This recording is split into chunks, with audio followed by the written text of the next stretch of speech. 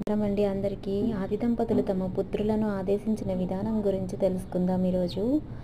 ఆది దంపతులైన పార్వతీ పరమేశ్వరులు ఒకసారి కుమారస్వామిని, విఘ్నేశ్వరుని పిలిచి, పుత్రులారా, మీ ఇద్దరిలో ఎవరు ముందుగా భూప్రదక్షిణ చేసి వస్తే వారికి వివాహము చేస్తామని చెప్పారట. చెప్పిందే తడవుగా కుమారస్వామి తన తల్లిదండ్రులకు నమస్కరించి తన మయూరంపై భూప్రదక్షిణకు బయలుదేరాడట.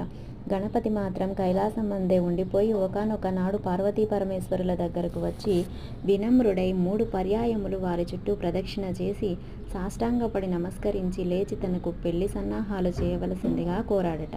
తల్లిదండ్రులను పూజించుట, ప్రదక్షిణ చేయుట భూప్రదక్షిణ పూజలకు సమానము. మరియు ఒక్క భూమియే గాక సృష్టి సమస్తమును తామేయగు పార్వతీ పరమేశ్వరులు మీరు మీ చుట్టూ తిరగడం భూమి చుట్టూ తిరిగినట్లే నేను ముమ్మారు భూప్రదక్షిణ చేసినట్లే కనుక ముందుగా నా పెండ్లి చేయుట మీకు ధర్మం అని అన్నాడట మన వినాయకుడు. ఆయన కోరిక మేరకు కళ్యాణం చేశారట ఆది దంపతులు. తల్లిదండ్రుల మాటకు పుత్రులిచ్చిన ప్రాముఖ్యత, పుత్రులు మాటను స్వీకరించిన తల్లిదండ్రుల ప్రాముఖ్యత తెలియజేయడమే ఈ వీడియో యొక్క ఉద్దేశ్యం. వీడియో నచ్చితే లైక్ చేయండి. Thank you for watching.